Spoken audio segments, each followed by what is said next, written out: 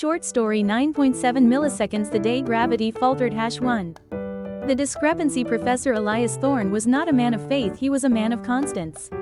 He believed in the speed of light, the Planck constant, and above all, the Earth's gravitational acceleration. 9.8 milliseconds. $2. But at 8:14 a.m. on a Tuesday, while calibrating a high-precision gravimeter in his London lab, the constant became a variable. The display didn't show 9.8. It showed 9.79. Then 9.78.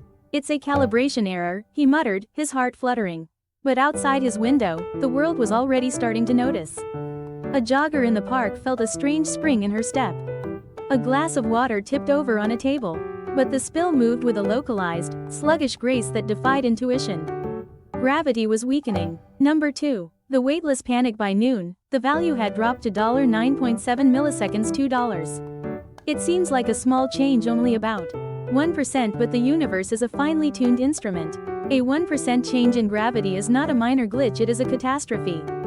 In the control room of the International Space Station, the orbital mechanics began to fail. Without the expected pull of the Earth, satellites began to drift outward, losing their precise paths. Global GPS systems flickered and died.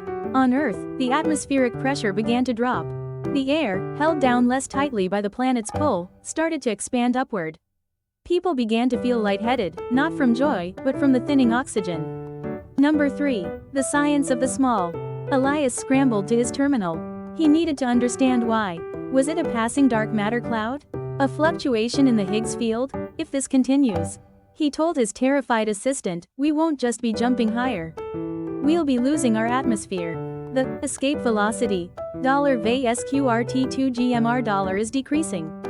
If gravity drops by 10%, the air we breathe will literally leak into the vacuum of space. He looked at a glass of tea. The bubbles were rising faster than they ever had before. Buoyancy, the force that pushes air up through liquid, is dependent on gravity. $F flat rho VG $. As $G decreased, the very behavior of fluids was changing. Number 4. The biological clock. By evening, the world was in a state of heavy silence. Gravity had hit 9.5 milliseconds. $2. The human body, evolved over millions of years to fight a specific downward pull, was struggling. Blood, usually pumped upward with great effort by the heart against 9.8 milliseconds. $2. Was now rushing to people's heads too quickly.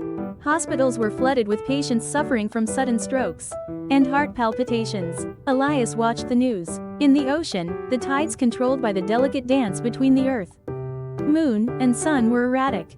Massive waves were crashing into coastlines that had been safe for centuries. The Earth's crust, no longer compressed as tightly, began to groan. Earthquakes rippled across every continent as the tectonic plates shifted under the reduced pressure. Number 5. The choice at 0G.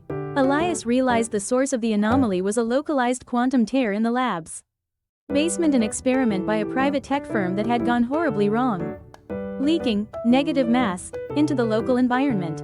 He had 10 minutes before the tear became self-sustaining. If he didn't close it, the local gravity would drop to 0.